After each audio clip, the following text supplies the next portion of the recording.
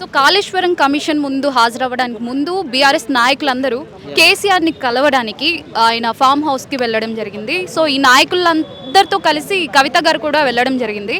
So KCR గారు కిందకు వచ్చినప్పుడు అందరు నాయకుల్ని పలకరించారు కానీ కన్న కూతుర్ని అసలు పట్టించుకోలేదు, కన్నెత్తి కూడా చూడలేదు. అసలు ఏం జరుగుతుంది అంటున్నారు బీఆర్ఎస్?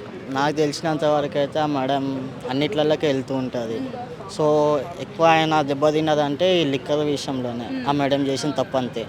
ఆడ ఆయన దెబ్బతిన్నాడు, ఆ నుంచి లాస్ అయింది, ఆ నుంచే స్టార్ట్ అయింది. ఆయన ఒకటి తర్వాత ఒకటి అయినా పడుతూనే ఉంది, పడుకుంటూనే వస్తుండు. లాస్ట్లో చూసే వారికి అయితే అన్ఎక్స్పెక్ట్ పార్టీ ఓడిపోతుంది అని ఆయనకైతే అది ఒక దెబ్బ అయితే చెప్పవచ్చు. కానీ ఆయన చేసిన అయితే చాలా అయితే చెప్పదు. ఎన్నో ఉన్నాయి, ఎన్నో చేసిండు, చాలామందికి హెల్ప్ చేసిండు, మాలాంటి పూర్ పీపుల్కి చాలా హెల్ప్ చేసిండు. అదైతే చెప్పగలుగుతాం. ఇప్పుడు వచ్చిన రేవంత్ రెడ్డి ఏం లేదు మాకు. అసలు కేసీఆర్ గారు ఓడిపోవడానికి కారణం ఏంటి? ఫ్యాన్గా మాట్లాడదామంటే చెప్తాం మ్యామ్, పైసా. చెప్పండి, అదే కావాలి. పైసా ఇప్పుడు ఏముంది మ్యామ్, బ్లాక్ మనీ బాగా ఉంది. వాళ్ళు ఎవరు సపోర్ట్ చేస్తారు, ఏపీఎల్ ఇట్లా అందరు సపోర్ట్ ఉంది ఆయనకు. అట్లా నాకు తెలిసినంత వరకు తెలియదు. ఇప్పుడు కేసీఆర్ ఏంటంటే 2-3 దాంట్లో డ్యామేజ్ అయ్యాడు ఆయన. దానివల్ల ఎక్కువ అంటే ఆయన మీద రీమార్క్ ఎక్కువ చేసిన వాళ్ళు ఇట్లానే సపోజ్ ఆపోజిట్ మీడియా. ఎందుకంటే వీళ్ళు త్రూ కొనుక్కున్న వాళ్ళు చేసిన దాన్ని బట్టి ఇది అయ్యింది. ఇది చెప్పగలుగుతాం. అట్లా మరి రేవంత్ రెడ్డి గారి పాలన ఎలా అనిపిస్తుంది?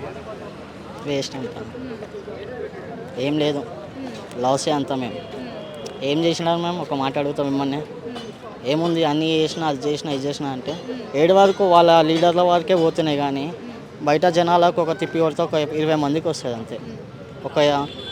ఒక లెక్క చెప్పాలంటే ఒక ఏరియా మీన్స్ ఒక బస్తీలో ఒక లీడర్, ఆ లీడర్కి పోయినంత పైసా కమిషను మళ్ళీ ఆయన ఇచ్చేది ఎవరికి? వాళ్ళ రిలేటిషన్, వాళ్ళ సపోర్టు, వాళ్ళ ఉన్న వాళ్ళకి ఇస్తారు. మిగతా వాళ్ళ గురించి ఆలోచించారు.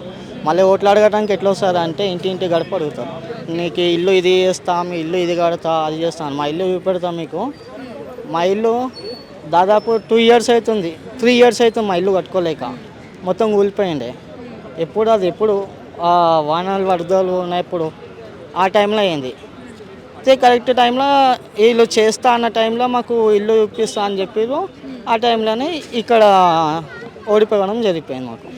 అయితే Revanth Reddy garu as a CM fail అయ్యారంటారా? ఫెయిల్ అయ్యాము. జనాల కేసీఆర్ గారు వచ్చే ఛాన్సెస్ ఉన్నాయా? 100% ఉంది. ఈసారి అయితే రేవంత్ రెడ్డి రాలేదు నాకు తెలిసి అయితే, అంటే నా ఆలోచన ప్రకారం. ఇక దాని నుంచి ఎక్కువ చెప్పిన వంక నేను రిస్క్లో పడతా బయట.